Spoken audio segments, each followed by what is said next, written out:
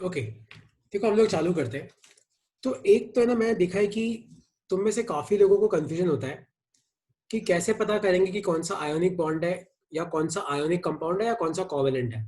तो एक चीज सब ध्यान से समझना, तो इसका ट्रिक तो कुछ नहीं है, ये तुम्हें समझना ही पड़ेगा। सब ध्यान से समझना एक बार। तो जो आयोनिक कंपाउंड्स होते हैं ना, जो आपके आयोनिक कंपाउंड्स होते हैं, उनमें आपका आयोनिक बॉन्ड होता है। और जो आपके कोवेलेंट कंपाउंड्स होते हैं, जो आपके कोवेलेंट कंपाउंड्स होते हैं, उनमें आपका कोवेलेंट बॉन्ड होता है ना। इतना तुम बोलोगे तो इतना हमें पता है, कोवेलेंट बॉन्ड होता है। आयनिक बॉन्ड में आपके दो आयन्स होते हैं, मतलब एक पॉजिटिव होता है आयन, होता है एक नेगेटिव, कैटायन और एनायन। कोवेलेंट बॉन्ड में कोई आयन्स नहीं होते, है ना। तो जैसे आयोनिक बॉन्ड किसके बीच में बनता है, उसमें एक मेटल होना चाहिए और एक आपका नॉन मेटल होना चाहिए। तो आपका कौन सा बनता है, आपका बनता है आयोनिक बॉन्ड। कोवेलेंट बॉन्ड कब बनता है, जब आपके जो एटम है वो इलेक्ट्रॉन देने में समर्थ नहीं हो। जैसे आपका कॉपर हो गया, है ना, जैसे आपका सल्फर हो गया। तो ये लोग क्या करते हैं, ये इलेक्ट्रॉन नहीं दे सकते। कॉपर नहीं दे सकता, सल्फर नहीं दे सकता, है ना। जैसे आपका नाइट्रोजन हो गया, आपका नाइट्रोजन नहीं दे सकता। तो ये लोग जो बॉन्ड्स बनाते हैं, जैसे आपका हाइड्रोजन हो गया, वो भी आपका इंक्लूडेड है। तो इनके जनरली जो भी कंपाउंड्स होते हैं वो कोवेलेंट ही होते हैं। आयोनिक कब होते हैं, जब आपका एक मेटल हो और दूसरा आपका नॉन मेटल हो, है ना। तो आयोनिक बॉन्ड कब बनता है, जब एक इलेक्ट्रॉन देता है दूसरा इलेक्ट्रॉन लेता है। और कोवेलेंट बॉन्ड कब बनता है, जब आपके दो एलिमेंट अपने इलेक्ट्रॉन शेयर कर लेते हैं, है ना। जब दो एलिमेंट क्या करते हैं, अपने इलेक्ट्रॉन क्या करते हैं, शेयर करते हैं। तो जैसे अगर मैं तुम्हें पूछूं कि SO3 सल्फर ट्राइऑक्साइड, तो अगर मैं सिंपल क्वेश्चन पूछूं कि बताओ ये आयोनिक कंपाउंड है कि कोवेलेंट, तुम ध्यान से देखो। आपका कोवेलेंट। सल्फर और ऑक्सीजन, इन दोनों में से कोई भी मेटल नहीं है। ना सल्फर मेटल है, ना ऑक्सीजन मेटल है। तो ये कौन सा है, ये है आपका कोवेलेंट कंपाउंड। ये कौन सा है, ये आपका है कोवेलेंट कंपाउंड, है ना। इस तरीके से हम लोग पता करते हैं कि आपका कोवेलेंट कंपाउंड है कि आपका आयोनिक कंपाउंड है। तो ये आपका कौन सा है, कोवेलेंट कंपाउंड है। इसमें किसी को कोई डाउट है तो पूछो। तुम्हें इसमें डाउट आता है कि कौन सा कंपाउंड कौन सा है, तो कैसे पता करते हैं। तो तुम एक काम करो, मैं यहाँ पे कुछ कंपाउंड के नाम लिख रहा हूं, तुम मुझे बताना कि आयोनिक है कि कोवेलेंट है। कोई बोलेगा नहीं, सब अपनी कॉपी में ABCD लिखते जाओ और साथ में लिखते जाओ। MgO, दूसरा है आपका HCl, तीसरा है आपका सपोज करो H2S, चौथा है आपका H2O, और पांचवा है आपका, सपोज करो पांचवा है MgCl2, छठा है आपका NaCl, ये मान लो आपका है Na2O, ये है आपका मान लो सी के बाद लगते मान लो अपन CCl4, कार्बन टेट्राक्लोराइड। आप मुझे बताओ, अपनी कॉपी में लिखो सारे नाम और आगे लिखते जाना कि इनमें से कौन सा कोवेलेंट है, इनमें से कौन सा आयनिक है। Magnesium oxide, HCl hydrogen chloride, H2S hydrogen sulphide, H2O मतलब अपना water, MgCl2 magnesium chloride, NaCl, Na2O और CCl4।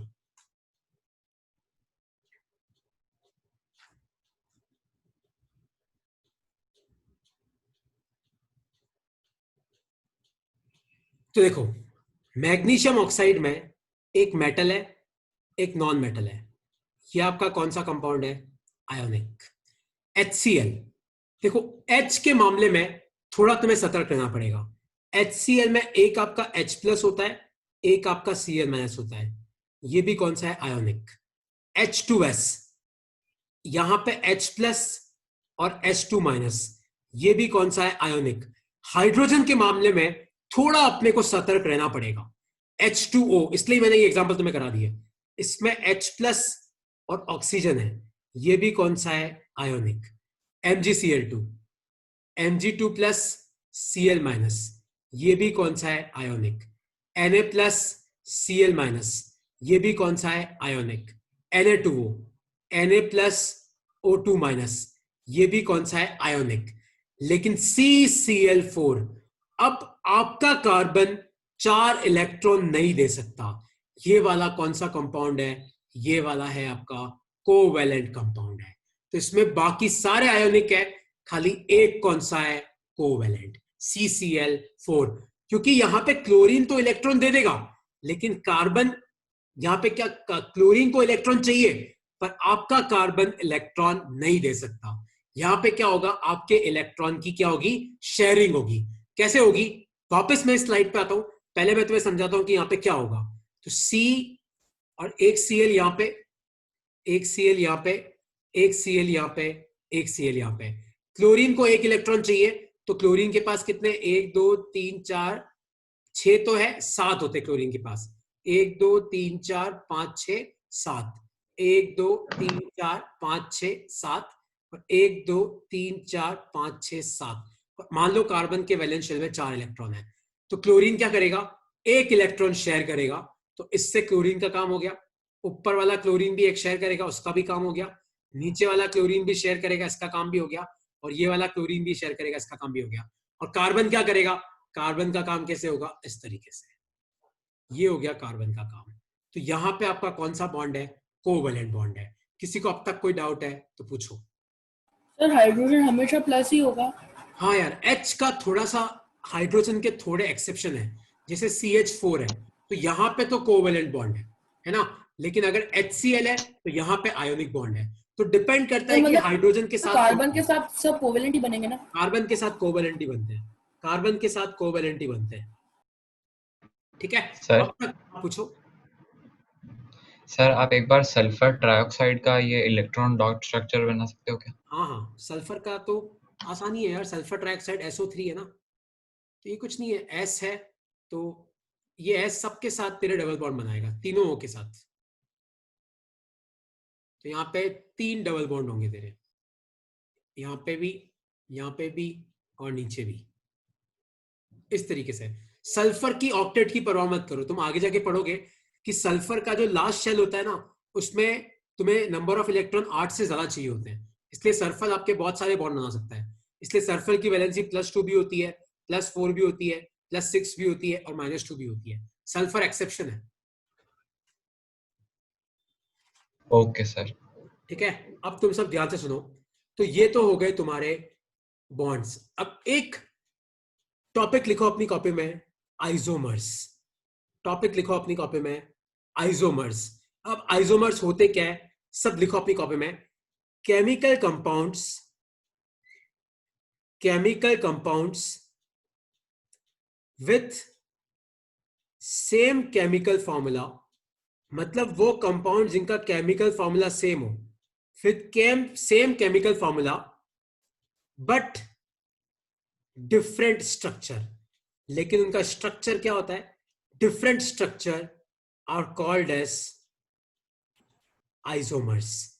तो वो केमिकल कंपाउंड जिनका फॉर्मूला सेम होता है लेकिन उनका स्ट्रक्चर अलग होता है, उनको हम क्या बोलते हैं, आइसोमर्स। तो chemical compounds with same chemical formula but different structure are called as isomers. एक बार इसको लिख लो, फिर एक एग्जांपल मैं दूंगा, अगला तुम्हें करना है। एक बार लिख लो इसको।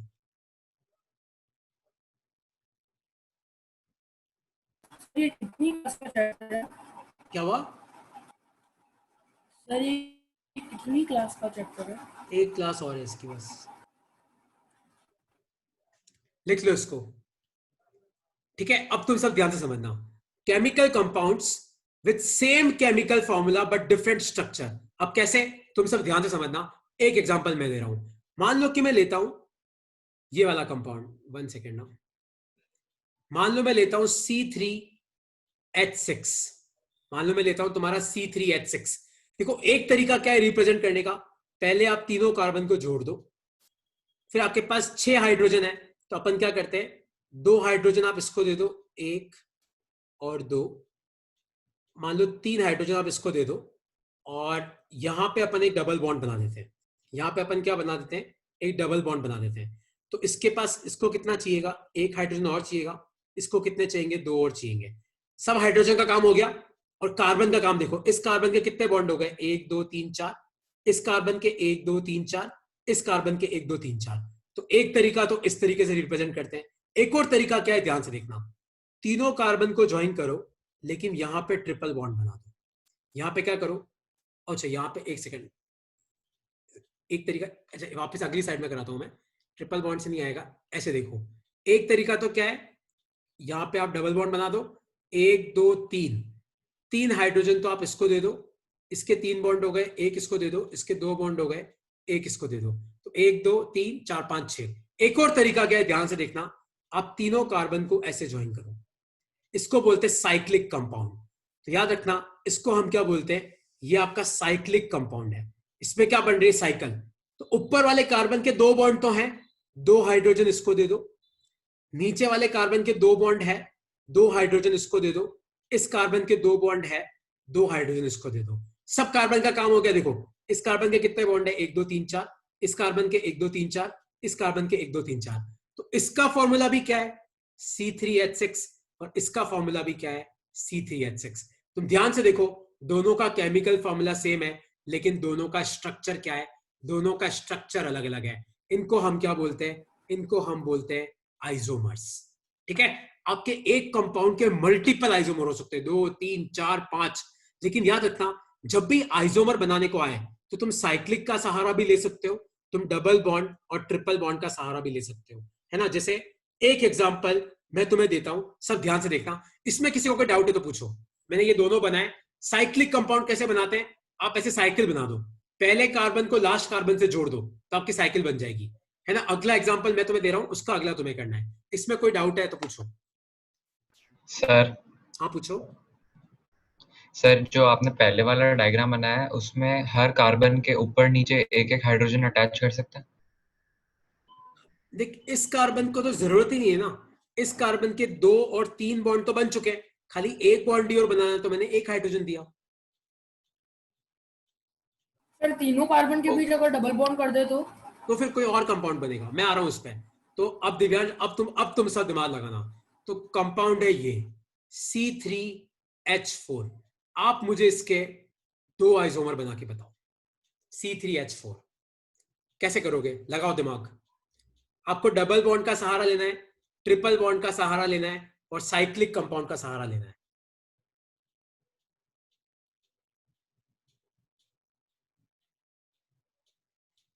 बनाओ C3H4। इसके सर आप, तीनों सी के बीच में डबल और जो साइड के दो उनमें एक एक हाइड्रोजन। हाँ ठीक है, और ये तो एक ही बनेगा, दूसरा कैसे बनेगा। तो मैंने तो एक ट्रिपल बॉन्ड से बना लिया। ध्यान भी आप अभी ऐड हुए हो, सब ध्यान से देखना। C3H4 केमिकल फॉर्मूला सेम है, इसको बनाने के 2 तरीके बताता हूं मैं। एक तो आप क्या करो, पहले तीनों कार्बन को ज्वाइन कर लो, है ना। और अपन क्या करते हैं, अपने को कितने हाइड्रोजन की जरूरत है, 1 2 3 4 5 6 7 8, 8 तो है ही नहीं, 4 ही है। तो एक डबल बॉन्ड यहां लगा देते हैं, एक डबल बॉन्ड यहां लगा देते हैं। तो इस कार्बन के 2 बॉन्ड हो गए, एक हाइड्रोजन यहां लगाओ, एक हाइड्रोजन यहां लगाओ।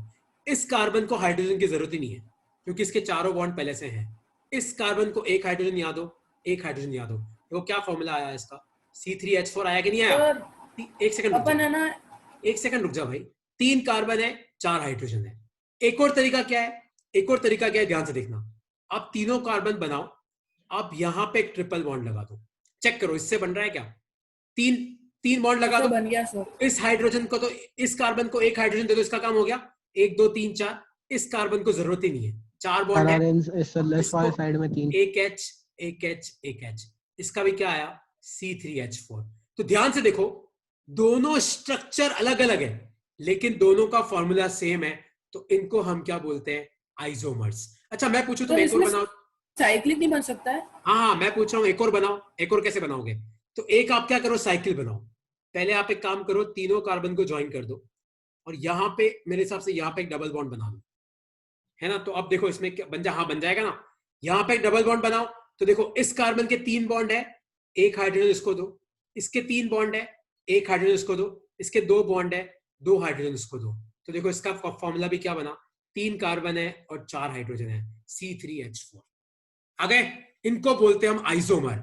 वापस सुनना, आइसोमर्स का मतलब होता है same chemical formula but different chemical structure, इनको हम बोलते हैं आइसोमर्स। ये तीनों एक दूसरे के आइसोमर है। किसी को इसमें कोई डाउट है तो पूछो, एक क्वेश्चन और करेंगे अपन इसका, है ना, एक क्वेश्चन और करेंगे। किसी को पर इसमें कोई डाउट है तो पूछो। नहीं सर। ठीक है, कोई डाउट नहीं है तो C4H4 C4H6 कर दो, C4H6 1 सेकेंड ना, इसके मुझे बना के बताओ। C4H6 इसके मुझे मिनिमम 2 आइसोमर बना के बताओ। जानवी आप अभी ऐड हुए हो तो जानवी ध्यान से सुनो, और जो भी अभी ऐड हुआ है, 2 लोग अभी ऐड हुआ है। आइसोमर का मतलब होता है कि एक ही केमिकल फॉर्मूला हो लेकिन उसको बनाने के अलग अलग तरीके हो। तो आप मुझे बताओ C4H6 को कितने तरीकों से हम लोग बना सकते हैं। लगाओ, सब दिमाग लगाओ, और जो अभी ऐड हुए वो 2 मिनट वेट करो, मैं तुम्हें सिखाता हूं कैसे बनाते हैं।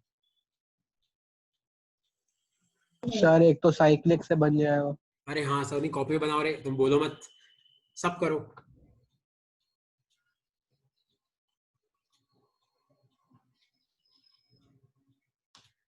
देखो सर एक ट्रिपल बॉन्ड से बन गया। देखो, एक तो तुम क्या करो, चारों कार्बन को ज्वाइन कर दो। कितने हाइड्रोजन है? 6। ठीक है, कितने हाइड्रोजन है? 6। तो अपन एक काम करते हैं, अपन यहाँ पे एक डबल बॉन्ड लगा देते हैं। तो अभी यहाँ पे डबल बॉन्ड लगा दो एक, तो कितने हाइड्रोजन की जरूरत पड़ेगी? 1 2 3 4 5। पर इसको एक और की जरूरत है, इसको 2 और की जरूरत है। तो अगर ऐसे बनाएंगे तो 8 चाहिए। 1 2 3 4 5 6 7 8। पर 8 तो है ही नहीं, मेरे पास तो 6 ही है। तो अपने को एक डबल बॉन्ड से अपना काम नहीं होगा। अपन एक डबल बॉन्ड यहां लगा लेते हैं, एक डबल बॉन्ड यहां लगा लेते हैं। अब इस कार्बन की पूरा करो। इस कार्बन के पास एक ही बॉन्ड है, कार्बन को तो 4 चाहिए, तो 3 हाइड्रोजन अपन पहले वाले को दे देते हैं। तो ये तो हो गया। इस कार्बन के पास कितने बॉन्ड है? 1 2 3। एक हाइड्रोजन अपन क्या करते हैं, इसको दे देते हैं। इस कार्बन के पास चारों बॉन्ड है और इसके पास 2 ही है, 2 इसको दे देते हैं। तो ये आपका बन गया 1 2 3 4 5 6, तो C4H6। एक तरीका तो ये हो सर गया। एक ट्रिपल बॉन्ड से भी तो बन सकता हाँ है। हाँ, आ रहा हूं भाई मैं। एक आप क्या करो, चारों लो, मान लो एक अपन यहाँ ट्रिपल बॉन्ड लगा देते हैं। ठीक है, तो 3 हाइड्रोजन अपन इसको दे देते हैं, 1 2 3। इस कार्बन को देने की जरूरत ही नहीं है, इसके चारों बॉन्ड है, 1 2 3 4। इसके भी चारों बॉन्ड है, 1 2 3 4। इसको 3 दे दो, 1 2 3। तो इसका फॉर्मूला भी क्या आया? C4H6।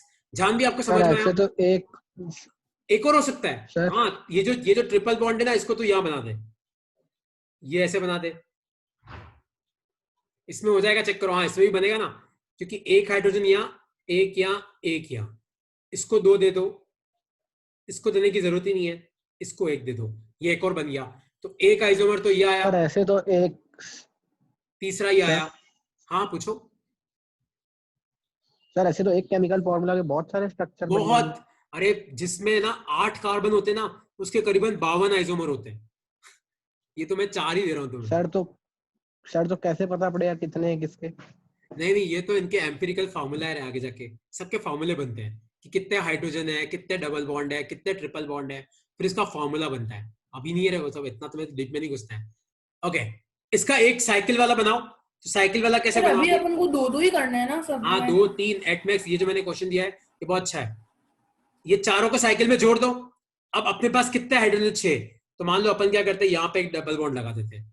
तो यहाँ पे इसको 2 हाइड्रोजन दे दो, इसको 2 हाइड्रोजन दे दो, 4। और इसको 1 दे दो, और इसको 1 दे दो। तो देखो अपने पास कितने आइसोमर आ गए? 1 2 3 4 आइसोमर आ गए। किसी को अब तक कोई डाउट है तो पूछो, और तुम बोलो कि सर हमें एक और फॉर्मूला दो, एक और 2 करने को, तो मैं तुम्हें एक और दे देता हूं। पर आइसोमर होते क्या है, सब ध्यान से समझना। आइसोमर का मतलब है same chemical formula but different chemical structure. ये चारों एक दूसरे का आइसोमर है ना। अभी अपने कोर्स में नॉमेनक्लेचर नहीं है, वरना जब इनका नाम लिखते हैं ना हम, तो नाम अलग अलग हो जाता है, फॉर्मूला सेम रहता है। किसी को अब तक कोई डाउट है तो बेझिझक पूछो। साइकिल का सहारा भी ले सकते हो तुम। साइकिल का मतलब पहले कार्बन को आखिरी कार्बन से जोड़ देने का। सर 4 भी पूछ सकते हैं क्या कभी? अरे मेरे भाई, तू मैं करा रहा हूं तो पूछ ही सकते हैं ना, डर क्यों रहा है? जैसे मान लो कि C4H8, आप मुझे इसके 2 आइसोमर बना के बताओ शांति से अपनी कॉपी में। C4H8 2 क्या 3 बना के बताओ, जल्दी ट्राई करो सब। और डाउट है तो पूछो, मैं तीनों बनाऊंगा, तुम्हें डाउट है तो पूछो। एक तो डायरेक्टली साइक्लिक बन जाए। हाँ हाँ ट्राई करो, बोलो मत यार, ट्राई करो, सबको करने दो।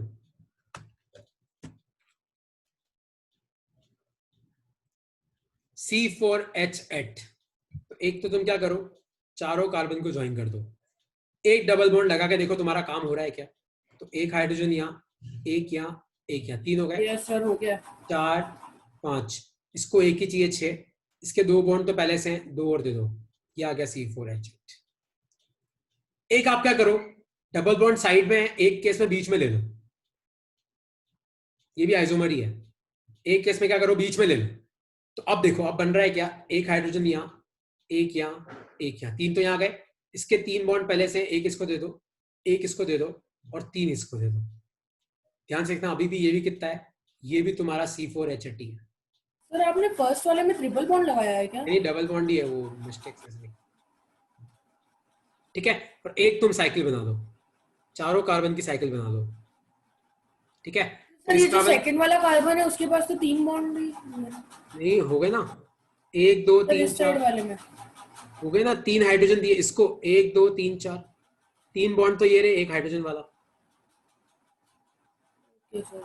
और इस साइकिल में तुम दो ध्यान से, तो ये तुम्हारा तीसरा आइसोमर तैयार हो गया।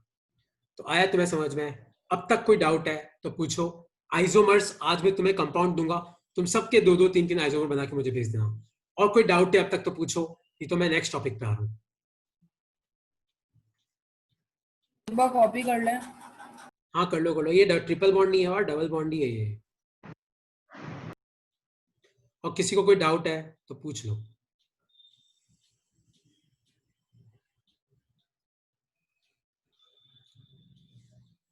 ओके कोई डाउट नहीं है तो मैं आगे बढ़ता हूँ। डाउट है तो पूछ लो ना, मैं आगे बढ़ रहा हूँ। ये मैं तुम्हें भेज दूंगा, वैसे भी ये तुम्हें भेज ही देता हूँ यार मैं। ठीक है दिव्यांश, मैं आगे बढ़ जाऊँ, लिख लिया सबने? नेक्स्ट टॉपिक है, क्वेश्चन लिखो अपनी कॉपी में, वाई क्यों कार्बन बहुत सारे कंपाउंड बनाता है? Carbon forms a large number of compounds. देखो यहाँ पे ध्यान से पढ़ो, carbon forms a very large number of compound, और उनकी संख्या कितनी है? 3 मिलियन। 3 मिलियन समझ रहे हो? 3 मिलियन कितना हो जाएगा? 3 into 10⁻⁶। कार्बन इतने सारे कंपाउंड्स बनाता है, इतने कंपाउंड आपको और किसी एलिमेंट के नहीं मिलेंगे। उसका रीजन क्या है? सबसे पहला रीजन जो लिख लो अपनी कॉपी में, carbon atom can form bonds with other carbon atoms to form long chains, branch chains and closed ring. अभी अपन ने देखा लंबी लंबी चेन बनती है कार्बन की, है ना, साइकिल कंपाउंड बनते हैं इस तरीके से। तो इस प्रॉपर्टी को हम बोलते हैं कैटिनेशन।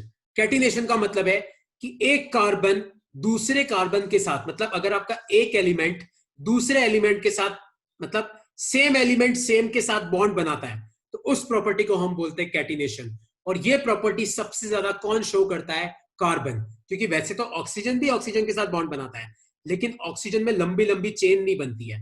लंबी लंबी चेन किसमें बनती है? कार्बन में। तो लिख लो इस डेफिनेशन को अपनी कॉपी में कि carbon atom can form bonds with other carbon atoms to form long chains, branch chain and closed rings. This property is called catenation. और इस कैटिनेशन प्रॉपर्टी के कारण कार्बन मिलियंस ऑफ बॉन्ड बनाता है। लिख लो अपनी कॉपी में। और इसका दूसरा रीजन, जो इतना बड़ा रीजन नहीं, वो भी लिख लेना। में भी सर कोवेलेंट बॉन्ड होता है। हाँ किसमें? ओजोन में, O3 में।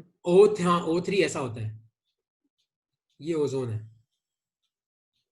ये कोवेलेंट बॉन्ड है, ऐसा होता है। सर ओजोन में अपन डायरेक्ट ऐसे स्ट्रेट लाइन में नहीं लिख सकते? तो फिर ऑक्सीजन की वैलेंसी पूरी नहीं होगी ना। तो अगर ऐसे स्ट्रेट लाइन में लिखेगा O तो बीच वाले O के तो दोनों बॉन्ड हो गए, ऑक्सीजन की इस बेचारे का, इन दोनों बेचारे का क्या होगा? Okay sir. ठीक है लिख लो।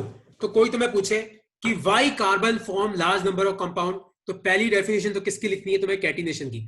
तुम कैटिनेशन का मतलब समझ जाओ, डेफिनेशन तो खुद ही बना सकते हो। डेफिनेशन क्या है कैटिनेशन की? कि कार्बन खुद के साथ बॉन्ड बनाता है, इस कारण वो लंबी लंबी चेन्स बनाता है। और लंबी लंबी चेन बनेगी तो आपके नंबर ऑफ कंपाउंड बनने के बहुत ज्यादा आसार है। तो carbon atom can form bonds with other carbon atom to form long chain, branch chain and close rings. This property is called catenation. और दूसरी प्रॉपर्टी क्या है, कार्बन की वैलेंसी 4 है, तो ये बहुत सारे एटम के साथ बॉन्ड बना सकता है, हाइड्रोजन, ऑक्सीजन, नाइट्रोजन, हेलोजन मतलब तुम्हारे ये क्लोरीन और फ्लोरीन मैक्सिमम। तो लिख लो इन दोनों को अपनी कॉपी में। Why carbon can form large number of compound, तो पहला रीजन है कैटिनेशन जो सबसे इंपॉर्टेंट रीजन है, और दूसरा रीजन ये है कि कार्बन की वैलेंसी 4 है, तो कार्बन बहुत लोगों के साथ कोवैलेंट बॉन्ड बना सकता है, तो बहुत लोगों के साथ बना सकता है इसलिए बहुत सारे कंपाउंड बन जाते हैं।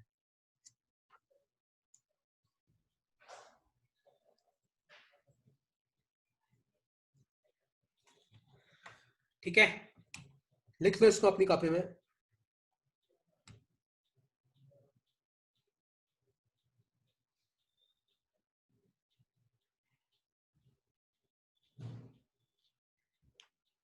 ठीक है, और कोई डाउट है इसमें तो पूछो। ये जो लास्ट टॉपिक है अपना वो है प्रॉपर्टीज ऑफ कोवैलेंट कंपाउंड्स। लिख लो इसको अपनी कॉपी में। सर इसके बाद चैप्टर ओवर हो जाएगा क्या? हाँ, मतलब ऑफिशियली सीबीएसई के हिसाब से जो सिलेबस अपना कट गया है उसमें फंक्शनल ग्रुप मतलब ये टॉपिक पूरा सिलेबस से हट गया है। ठीक है, आइसोमरिज्म पढ़ लिया अपन ने। नेक्स्ट लास्ट टॉपिक है अपना वो है properties of covalent compounds. Sir functional groups है शायद। नहीं यार, कट गया सिलेबस से। Properties of covalent, sir nomenclature के वहां से घटा है सर, नॉमेनक्लेचर फॉर नेम्स के वहां से। तो फंक्शनल ग्रुप तो नोमेनक्लेचर के बाद ही होंगे ना यार। एक्चुअली नोमेनक्लेचर हट गया, एक्चुअली तुम्हें ना मैं वो भेजता हूँ, मेरे पास नोटिफिकेशन है उसमें साफ लिखा हुआ है कि आपको फंक्शनल ग्रुप नहीं पढ़ना है। ठीक है, अब जल्दी एक बार कोवैलेंट बॉन्ड की प्रॉपर्टीज लिख लो। तो सबसे पहली प्रॉपर्टी लिखो अपनी कोवैलेंट बॉन्ड की, low melting point and boiling point. और तुम्हें भी पता है यार, कार्बन डाइऑक्साइड हो गया, मीथेन हो गया, अमोनिया हो गया, ये सब गैसेस फॉर्म में, तो इनका मेल्टिंग पॉइंट और बॉइलिंग पॉइंट बहुत ज्यादा कम होता है। दूसरा, poor conductors of electricity, poor conductors of electricity, ये इलेक्ट्रिसिटी को कंडक्ट नहीं करते। क्यों नहीं करते? इन बेचारों के पास इलेक्ट्रॉन है ही नहीं, वैसे ही तो एक दूसरे के साथ शेयर कर रहे हैं कि एक तू मुझे दे दे, मेरा एक तू ले ले, तो इलेक्ट्रिसिटी कहां से कंडक्ट करेंगे? पुअर कंडक्टर क्यों है? Due to lack of free electrons, due to lack of free electrons. लिख लो। तीसरा, जनरली, मैं वर्ड यूज कर रहा हूं, generally exist in gases state. ये जनरली कौन सी स्टेट में होते हैं? गैसेस स्टेट में होते हैं। फोर्थ, लिखो अपनी कॉपी में,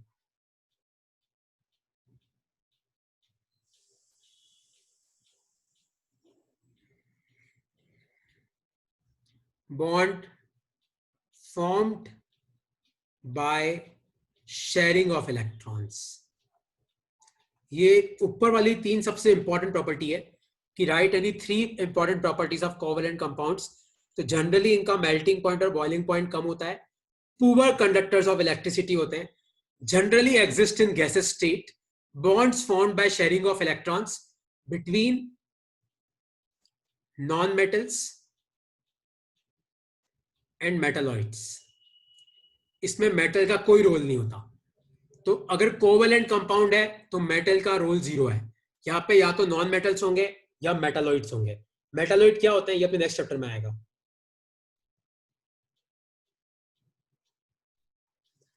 ठीक है, तो low melting point, boiling point होता है, पुअर कंडक्टर ऑफ इलेक्ट्रिसिटी है। वैसे हीट के भी ये पुअर कंडक्टर ही होते हैं क्योंकि इनमें फ्री इलेक्ट्रॉन नहीं है, हीट को भी कंडक्ट नहीं करते ये लोग। जनरली ये गैसेस स्टेट में पाए जाते हैं। इनमें बॉन्ड कैसे बनता है? By sharing of electron. किसके बीच में? मेटल, नॉन मेटल और मेटलॉइड के बीच में। और एक तुम चाहो तो एक और लिख लो, नॉट सॉल्यूबल इन वाटर। जैसे आयोनिक कंपाउंड तो क्या होते हैं, पानी में डाल दो आयन्स अलग अलग हो जाते हैं, सॉल्यूबल हो जाते हैं, लेकिन नॉट सॉल्यूबल इन वाटर, क्योंकि तुम अगर पानी में मिलाओगे भी तो ये तो गैस है, बन के उड़ जाएगी। आप पूछो। यस, पूछो, क्या पूछना है? सर लो मेल्टिंग पॉइंट और बॉइलिंग पॉइंट क्यों होता है? सर मेल्टिंग पॉइंट और बॉइलिंग पॉइंट इनका लो क्यों होता है? देख, है क्या, जैसे मान ले कि तेरा CO2 है, तो दो CO2 के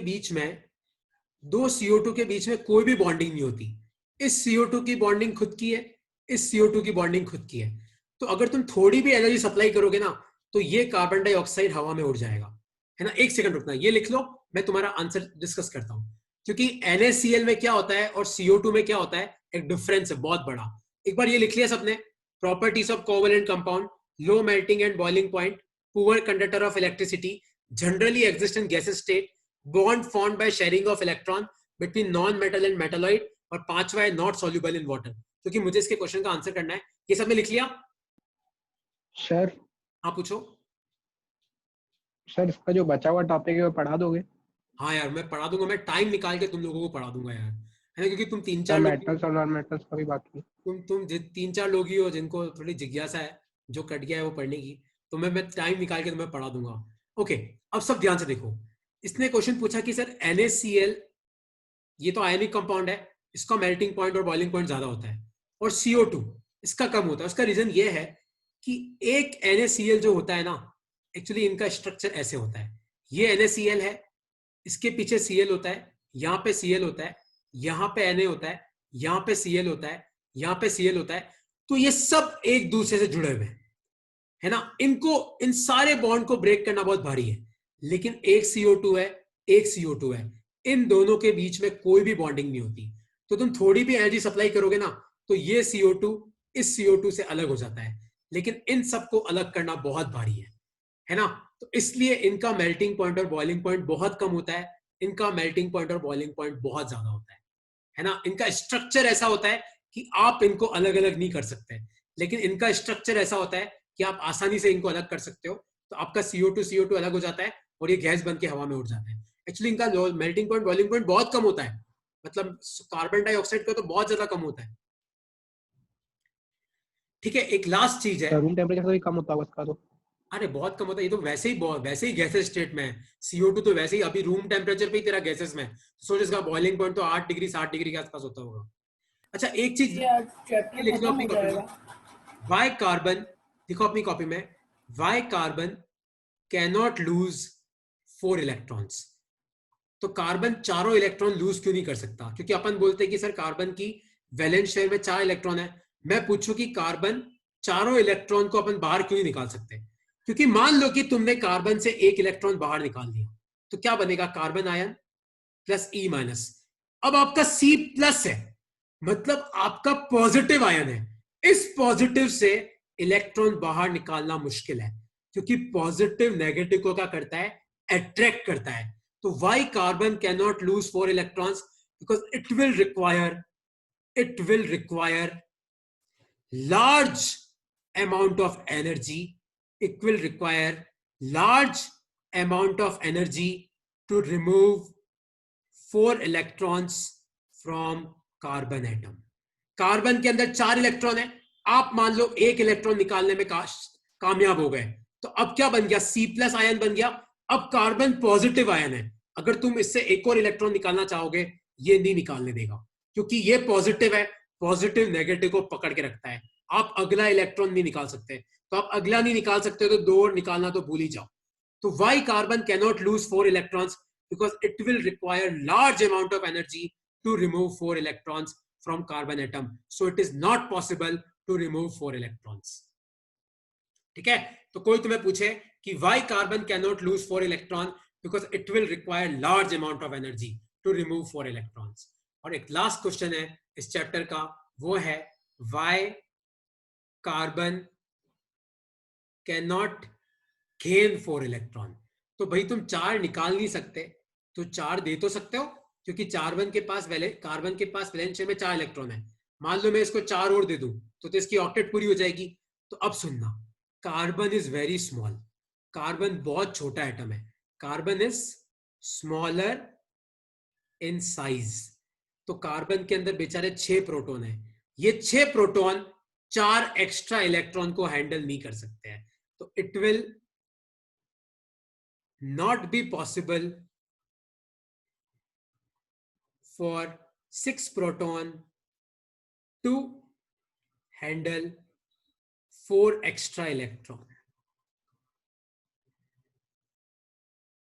It will be unstable. It will be unstable. तो यहां पे इंपॉर्टेंट वर्ड क्या है? अनस्टेबल। तो अगर तुम कार्बन को 4 एक्स्ट्रा इलेक्ट्रॉन दोगे ना तो वो अनस्टेबल हो जाएगा, इसलिए पॉसिबल नहीं है। और दूसरा वाला क्यों पॉसिबल नहीं था? क्योंकि वहां पे बहुत एनर्जी चाहिए। अब कोई डाउट है तो आप लोग पूछ सकते हो, है ना। इसके साथ तुम्हारा ये चैप्टर ऑफिशियली सीबीएसई के हिसाब से खत्म होता है। मैं एक बार और चेक कर लूंगा कोई टॉपिक मेरा मिस तो नहीं हुआ है, तो नेक्स्ट क्लास का टॉपिक मैं तुम्हें भेज दूंगा क्या है। जैसे नेक्स्ट क्लास में मैं चाहता हूं कि अपन metal, non metal, carbon compound discuss करें। कल सैटरडे के दिन तुम्हारा टेस्ट है। किसका टेस्ट है? एक तो metals, non metals, life processes और इलेक्ट्रिसिटी। इलेक्ट्रिसिटी में खाली वही पार्ट जो मैंने अपनी क्लास में तुम्हारा डिस्कस किया है, सीरीज कैसे करते हैं, पैरेलल कैसे करते हैं, हीट कैसे निकालते हैं, इक्विवेलेंट कैसे निकालते हैं। तो अब तुम्हारा काम क्या है? ये 3 टॉपिक है, 1.5 घंटे का टेस्ट है। नंबर ऑफ क्वेश्चन मैं तुम्हें कल ही बताऊंगा टेस्ट के टाइम पे। तुम्हें क्या करना है? सर क्या टाइमिंग रहेगा? तुम्हें लिख के सबमिट करना है, लिख के। तो टाइम का ऐसा है, देखो मुझे नहीं पता कि तुम लोगों के स्कूल का टाइम क्या होता है, तुम्हारी क्लासेस का टाइम क्या होता है, तुम्हारा मैथ्स का टाइम क्या होता है। तो तुम्हें क्या करूंगा मैं, आप लोगों को दिन में करीबन 3 बजे के आसपास में पेपर भेजूंगा, 3 o'clock के आसपास। आप मुझे 4:30 के आसपास सबमिट कर देना। अगर इसके अलावा किसी का इस टाइम पे किसी की क्लास है तो आप मुझे बोलना सर आप 5 बजे भेजो, तो उसको मैं 5 बजे भेज दूंगा, तो तुम मुझे 6:30 सबमिट कर देना। 1.5 घंटा मिलेगा तुम्हें, ठीक है। तुम्हें लिख के मुझे सबमिट करना है, फोटो खींचना है, ठीक है। और कोई डाउट है तो पूछो। वैसे ये मीटिंग खत्म होने वाली है, मुश्किल से 1 मिनट बचा है। और कोई सर डाउट? मतलब सर जो उसकी सर सब्जेक्टिव पेपर जैसे लिखना है कि सर केवल आंसर ये लिखना है? सब्जेक्टिव है, लिख के भेजना है। ठीक है मेटल, नॉन सर मेटल, इसका PDF भेज दो। ठीक है। चलो ओके यार।